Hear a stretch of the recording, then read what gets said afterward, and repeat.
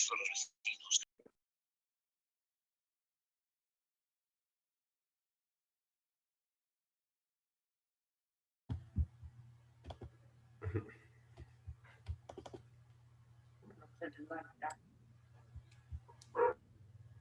Buenas noches. ¿Cómo están?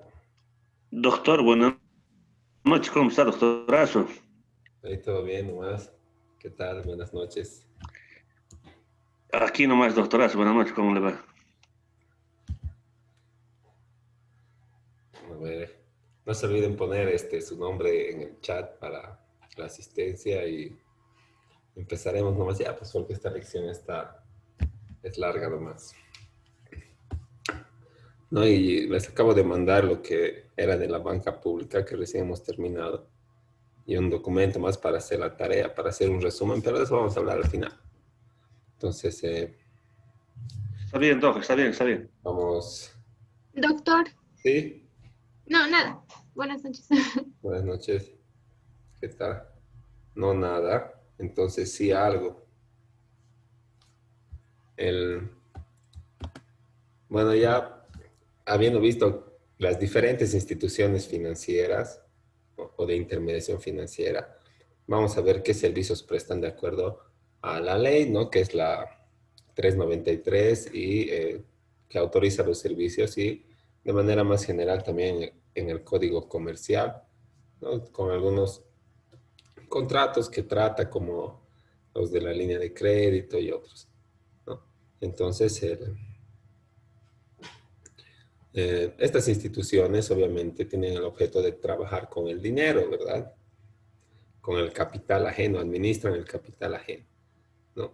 Entonces, como administran el capital ajeno y este,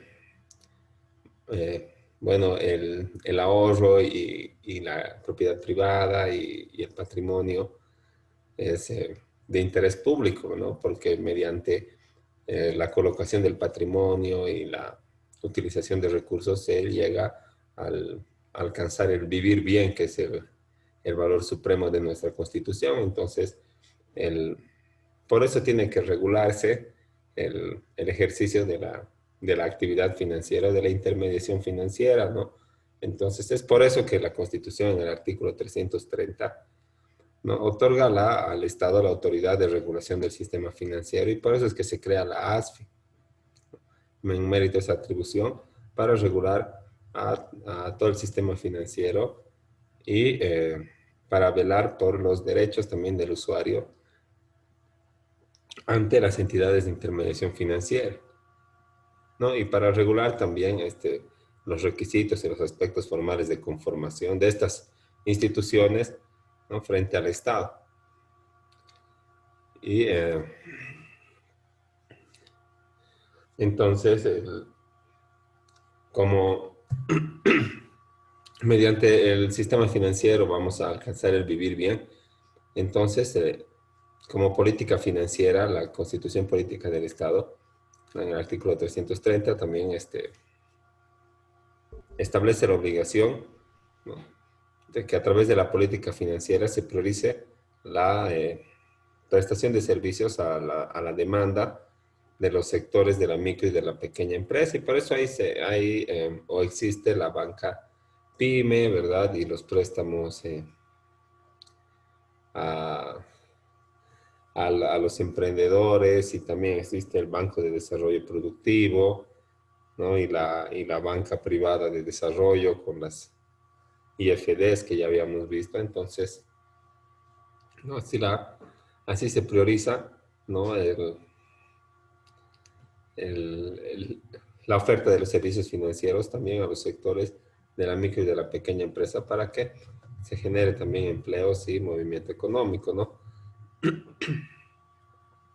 Ahora, esta inclusión financiera es un concepto referido a la otorgación de acceso y posibilidades de uso de servicios financieros a quienes por diversas razones se encuentran marginados de ellos. Entonces tenemos que otorgar condiciones especiales para que aquellas personas o aquellos sectores que no participan de los servicios financieros o no hacen uso de los servicios financieros, sí se animen a realizar operaciones mediante las instituciones de intermediación financiera, ¿no? Y bueno, acá, por ejemplo, es muy difícil, ¿verdad? Cambiar, es un criterio arraigado, ¿no? Trabajar con los bancos que tienen algunas personas mayormente bueno, las personas de edad, ¿verdad? Que no quieren saber de los bancos y mucho menos de endeudarse con estas instituciones. Entonces, eh, si no tienen, se aguantan, así, así son, ¿verdad? Pero hay que ofrecer algunas condiciones para que se pueda participar del sistema financiero. Entonces, cuando uno logra que una persona que antes no participaba del sistema financiero participe en una operación activa o pasiva del banco, no sé, sea en el ahorro o en el crédito, entonces, o tal vez abre una cuenta de ahorro, por ejemplo, lo que pasa es que el sistema financiero genera confianza pues, y exhibe un profesionalismo que va a hacer que la persona participe frecuentemente de las actividades del sistema financiero y no va a ser como una primera, única y última vez que me presto, primera, única y última vez que abro una caja de ahorros o una cuenta corriente, un depósito a plazo fijo, ¿verdad? ¿No? Es como un primer paso a una cultura financiera, ¿no? Y de utilización de los servicios financieros.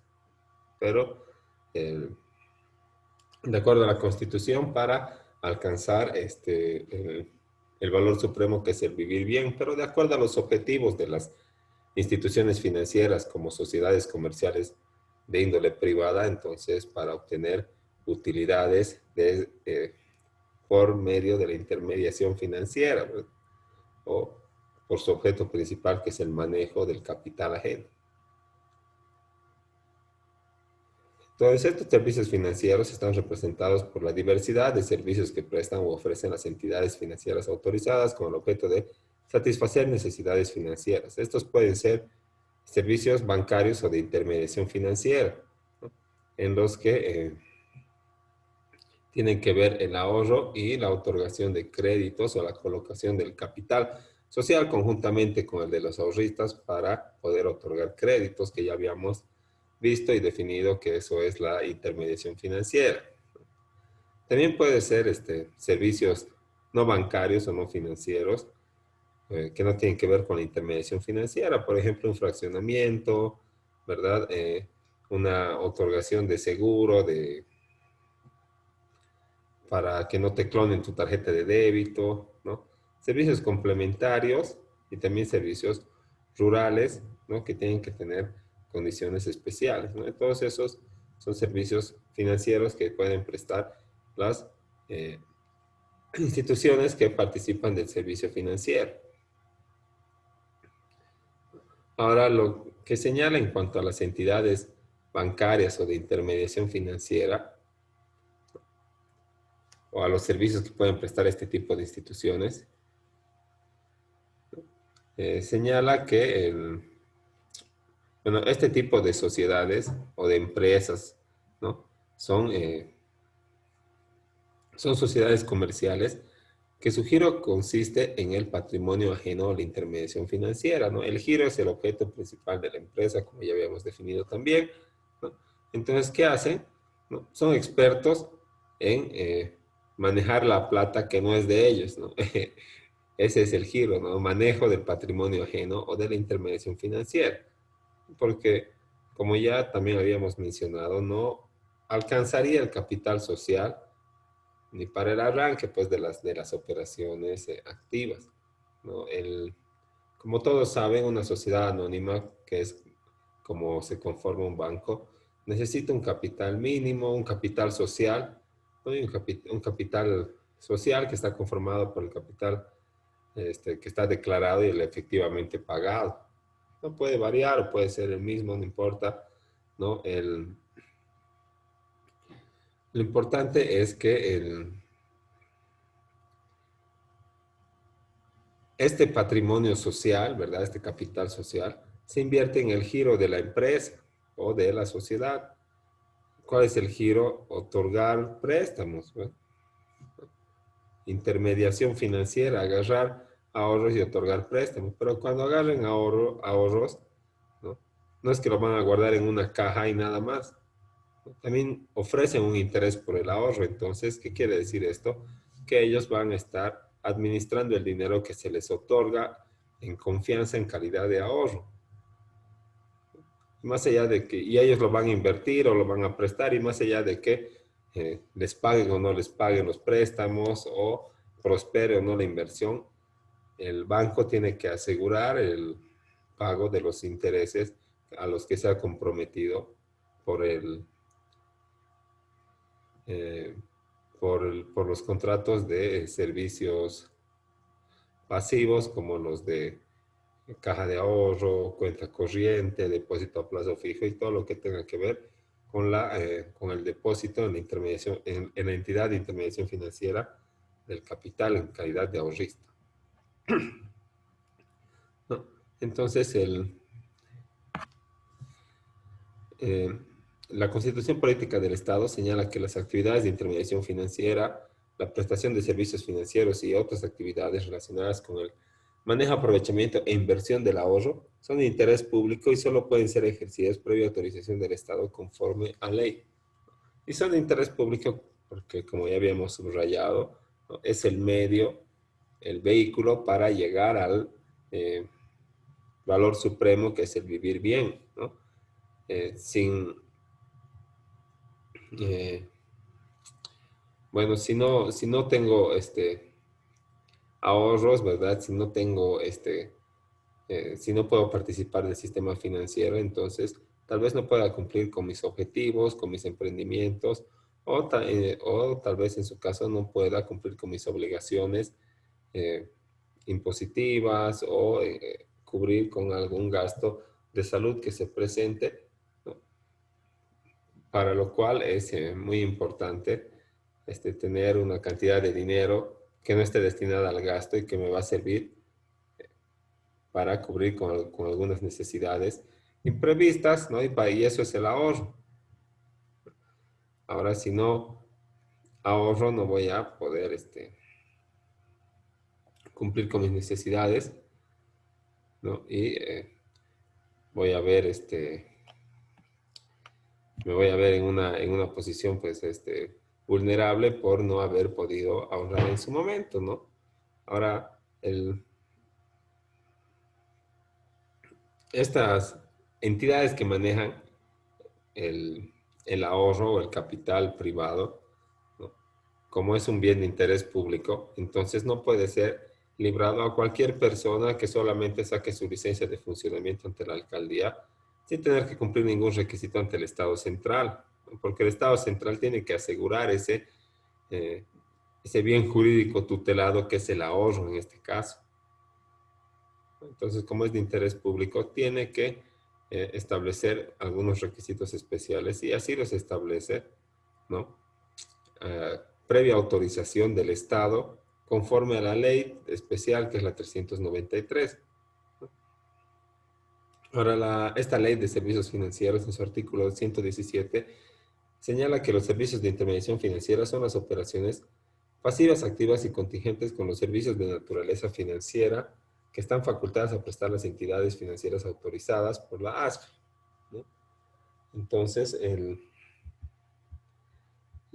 como ven, la intermediación financiera, ¿no? Está compuesta por las operaciones activas, pasivas y contingentes, pero también existen otros servicios financieros que prestan las entidades de intermediación financiera, pero que no tienen que ver propiamente con la intermediación, ¿no? Pero también ganan de ahí cierta utilidad por intermedio de eh, bueno, por cobrar la luz, por ejemplo, ganan comisiones, ¿verdad? Y eso es utilidad también la, eh, para la empresa, para la sociedad comercial, que es el banco. Ahora, en cuanto a la clasificación, no existen operaciones activas, pasivas y existen otras operaciones que son de servicios o también calificadas como neutras, o sea que no tienen que ver con el ahorro ni con el crédito. Las operaciones activas, ¿no?, son aquellas en las que la entidad se encuentra en una posición de acreedora del usuario financiero, ¿no? Una operación activa es cuando la entidad de intermediación financiera ejerce una actividad de manera positiva para colocar el capital, ¿no? Eso se traduciría en entregar un préstamo, ¿verdad? Entonces, de manera un poco más común podríamos decir que eh, una operación activa es cuando la entidad de intervención financiera, ¿no?, realiza actividad, pues, ¿verdad? Porque para colocar el capital, ¿qué voy a hacer? Voy a realizar un contrato, voy a firmar, voy a constituir hipotecas, ¿verdad? Activo. Y voy a entregar el capital. Pero la operación pasiva es lo contrario, vamos a ir viendo, ¿no? Entonces, como les decía, por la colocación del capital o por la colocación del capital de los recursos captados. ¿Cuál es el capital social con el que se constituye la sociedad anónima que se llama banco? Que juntamente con el capital de los recursos captados, o sea, con el dinero de los ahorristas, van a ser entregados ambos en calidad de préstamo a los usuarios financieros. Y las operaciones activas representan la forma de colocación del capital en los sectores que revelan déficit. Pero como habíamos visto, no es pues un déficit que quiera decir una pobreza extrema, porque esto se traduciría en que no pueden completar con los requisitos que el banco exige de garantías, ya sea personales o patrimoniales, prendarias, o otros requisitos eh, de demostración patrimonial y de ingresos a los que algunas personas en situación de crisis no estarían en posición de demostrar, pues sí, estarían excluidos del sistema financiero, pero no nos estamos refiriendo a ese tipo de déficit tan extremo, ¿verdad? Un déficit en operaciones bancarias solamente quiere decir que la, las personas que desean realizar un proyecto o un emprendimiento,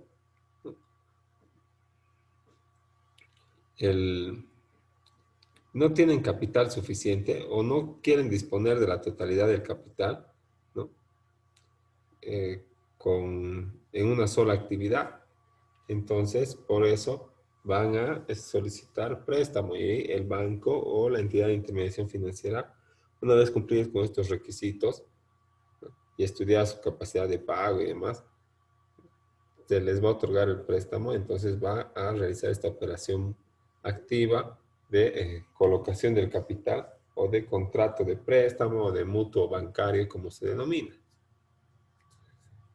Entonces esas son las operaciones activas. En, eh, en relación a ello, el artículo 119 de la Ley de Servicios Financieros señala que las entidades de intermediación financiera están autorizadas a efectuar las siguientes operaciones. Dice: otorgar créditos y efectuar préstamos a corto, mediano y largo plazo con garantías personales, hipotecarias, prendarias u otras no convencionales, o una combinación de las mismas. Entonces, esas son las operaciones activas por excelencia, ¿no? La otorgación de crédito. Entre otras operaciones, señala el artículo 120, las entidades financieras podrán adquirir y vender bienes inmuebles para ser utilizados en actividades propias del giro, ¿no? En este punto, ¿no?, cuando señalan que las entidades financieras podrán adquirir y vender bienes inmuebles para ser utilizados en actividades propias del giro, ¿no?, entonces quiere decir que los bancos o las cooperativas, cualquier entidad de intermediación financiera, cuando adquieran bienes, no pueden tenerlo ahí solamente a nombre de la sociedad, sino que tienen que ser utilizados en actividades propias del giro. Entonces será pues una oficina de archivos o será una sucursal, ¿no? Cualquier otro uso que tenga que ver con que esté vinculado al giro de la empresa, ¿no? Entonces, cuando un banco está ejecutando una deuda, ¿no? Ya hablando del proceso en términos prácticos, ¿no? Cuando una deuda está en mora y el banco está ejecutando la deuda, ¿no? Llega a un punto tal vez en que se puede averiguar, se puede constatar la existencia de un bien inmueble, ¿verdad? Se realiza el embargo, la anotación preventiva o la hipoteca judicial, o tal vez era hipotecario y ya estaba realizado, ¿no? Pero una vez llegada a la etapa del remate, pasa el primer remate y no hay postores, pasa el segundo remate y no logra venderse, ¿no? Entonces, tal vez al banco o a la entidad de intermediación financiera se le debe un monto considerable. ¿Qué va a hacer? Se va a adjudicar, ¿no? Pero el banco no puede tener, ¿verdad?, bienes a su nombre solamente esperando a que se revaloricen para posteriormente venderlos, porque no es el giro de la empresa, ¿verdad? No, el banco no se dedica a ejecutar garantías hipotecarias, adjudicarse y venderlas, porque si no sería pues una tienda de empeño o sería una casa inmobiliaria, pero no sería un banco. Ya estaría yendo, cambiando de giro, ¿no? Entonces, el giro del banco, como es trabajar con dinero, no puede quedarse con estos bienes. La ley misma, esta ley 393, le da el plazo de 1 año para que venda estos bienes adjudicados al valor comercial. Y por eso es que todos los bancos tienen en sus sucursales o en su central una oficina que dice, o una puerta que dice, eh, oficina de bienes adjudicados o venta de bienes adjudicados. Entonces el banco tiene 1 año para poder vender estos bienes. Si no lo hace, ¿no?, o si no le da un uso del giro de la empresa, entonces va a existir una multa pecuniaria a favor de la ASFI por no cumplir con este requisito, ¿no? Porque no puede, como les decía, el banco dedicarse a acumular bienes inmuebles, ser dueño de media Cochabamba, solamente esperando a que se revalorice para que de aquí a 5 o 10 años los venda, ¿no? Porque no es el giro de la empresa. Ahora, otras operaciones que tiene o que está facultado a realizar el banco, ¿no?, es adquirir y vender bienes inmuebles para ser utilizados en actividades propias del giro. Entonces, si adquiere bienes, tiene que utilizarlas en las actividades del giro, que puede hacer sucursales, puede tener algunos vehículos, ¿verdad?, para ir a hacer algunas gestiones administrativas, ¿no? Pero no puede tenerlo ahí en el limbo, el bien sin ningún destino. Tampoco puede destinarlo a alquiler, no puede destinarlo a, no sé, a que sea la vivienda de administración, ¿verdad?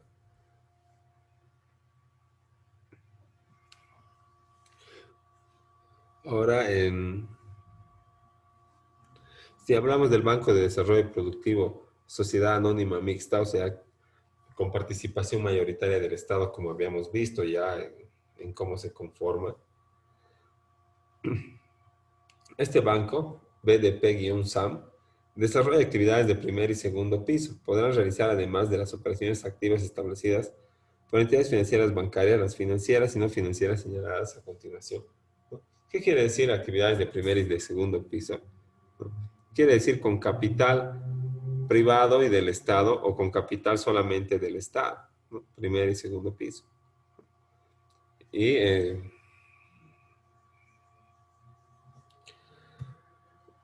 podrá realizar además las operaciones activas establecidas para entidades financieras bancarias y las no financieras señaladas a continuación. Entonces, aparte de realizar actividades de primer y de segundo piso, ¿no?, puede otorgar o realizar toda la actividad financiera que realizan los bancos comerciales o la banca privada comercial.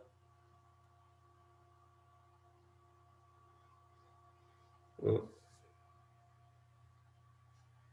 Ahora, al respecto de estas operaciones activas, ¿no? Tenemos que señalar, y seguramente todos ya saben, que la principal operación activa de los bancos es otorgar el préstamo, ¿no? Y de ahí reciben el interés con el que sostienen su actividad, ¿no? Y también reciben otras comisiones y otros pagos, pero nunca es tan significativo como los intereses que se logran eh, a raíz de los préstamos que se otorgan. Entonces, en cuanto al crédito, el Código de Comercio, en su artículo 1309, señala que se tiene por apertura de crédito el acuerdo en virtud del cual un banco se obliga a poner determinada suma de dinero a disposición del acreditado en la medida de sus requerimientos o bien a realizar otras prestaciones que permitan a este obtener el crédito. El acreditado a su vez se obliga a reembolsar la suma utilizada o a cubrir el importe de las obligaciones contraídas por su cuenta, así como para pagar comisiones, intereses y gastos, ¿no? Entonces, la apertura de crédito, como ven, ¿no? Es un contrato, ¿no? En el que el banco se va a obligar a darme una determinada suma de dinero, pero no se confundan que cuando ustedes cumplen los requisitos, el banco tiene la obligación de darles el dinero, ¿no? El banco no tiene obligación de darles el dinero, sino hasta el momento mismo del desembolso y de la firma o cuando se ha firmado el contrato. Porque hasta un segundo antes de la firma del contrato, el banco puede eh, sacar un informe o algo, tener algún justificativo para que no liberen ese monto de crédito y no existe acción alguna judicial ni administrativa que se pueda realizar en contra de esta determinación, ¿no? Entonces, cuando acá señala que el banco se obliga a poner una determinada suma de dinero a disposición del acreditado, es, esta obligación surge una vez firmado el contrato y nunca antes. No existe ninguna obligación del banco antes, ¿no? Con respecto al solicitante del crédito, ¿no? No hay obligación de otorgarle, no hay obligación eh, de aceptarle algunas garantías que sean extraordinarias, ¿no? Entonces, el,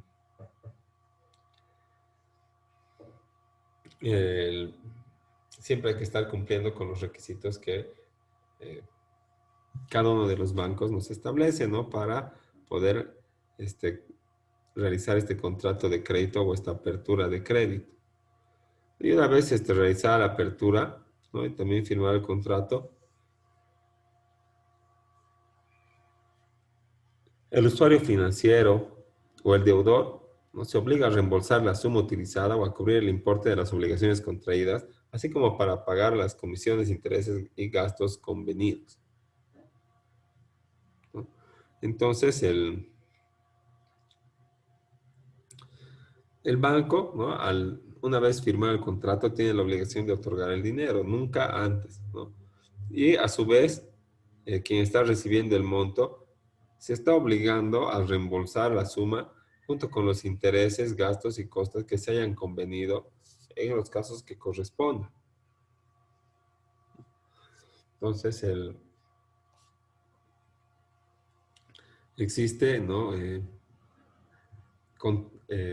Existe una obligación bilateral, pero nunca antes de la firma. Pero sí, el que solicita tiene varias obligaciones antes de que se le libere el crédito, ¿verdad? Tienes que llevar tu certificado tal vez de soltería, tienes que llevar tu demostración patrimonial, tus estados financieros, tienes que llevar tu carnet vigente, ahora te van a pedir tu sufragio, ¿no? Y otros que si no presentas, entonces no vuelvas, porque no se te va a entregar el crédito, ni aunque el oficial de crédito te haya dicho, sí, le vamos a dar, ¿no? Entonces, eso en cuanto a los contratos que son de crédito, ¿no? Y el 1310 del Código de Comercio también señala que la apertura de crédito se formaliza mediante el contrato escrito entre el banco y el acreditado. Este contrato también se llama mutuo, ¿no? No es un contrato, bueno, no difiere del préstamo entre particulares o entre personas jurídicas y naturales, pero cuando participa una entidad, una sociedad comercial que se llama banco, ¿no? Entonces este préstamo se denomina mutuo. Y no crean que es un contrato diferente, sino es un contrato de préstamo, pero con muchas más cláusulas que aseguran al banco la recuperación en caso de ser necesario del crédito o por lo menos un alto nivel de recuperabilidad. Entonces, la apertura del crédito siempre se formaliza mediante un contrato escrito. No existen contratos verbales entre los bancos o las sociedades de intermediación financiera y el acreditado. Y bueno, además de la naturaleza de la prestación, también se estipulan el importe del crédito, el plazo para la utilización, las garantías, la forma de utilización y las comisiones, intereses y gastos convenidos, ¿no? En cuanto al importe, no hay mucha vuelta que darle, ¿verdad? Es el monto de dinero que se va a liberar en calidad de préstamo. Puede ser el que sea solicitado, tal vez puede ser menor al monto solicitado, siempre y cuando así lo justifique la documentación que ha aportado como que demuestre mi capacidad de pago ante la entidad de intermediación financiera, ¿no? Porque si no, la entidad también estaría arriesgando su propio capital o el pago de sus operaciones. También tiene que constituir expresamente, ¿no?, el plazo para la utilización de crédito y de reembolso de las sumas utilizadas, ¿no? Entonces, este es el famoso plan de pagos. Luego están las garantías específicas, si las hubiera, ¿no? Como por ejemplo inmuebles, vehículos y maquinaria.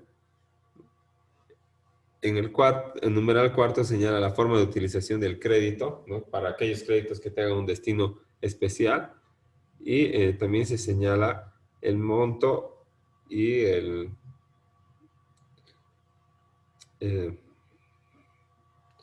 monto, ¿verdad? Y el porcentaje correspondiente a los intereses, gastos y comisiones que se han convenido en el contrato, ¿no?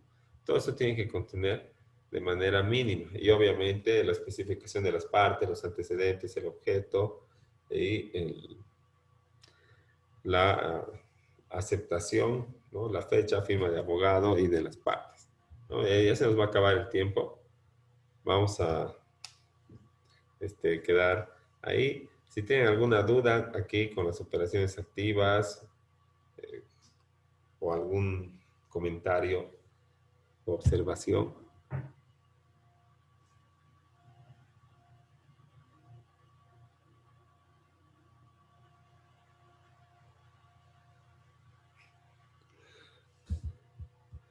Bueno, entonces, si no tenemos observaciones, entonces tal vez se ha entendido todo. Pero, en fin, vamos a retornar en 10 minutitos para ver si podemos concluir con este tema y para hablar de la tarea con los documentos que se compartían en el WhatsApp. Así que nos vemos en 15 minutos o en 10. Hasta luego. Está bien, doctorazo. Está bien.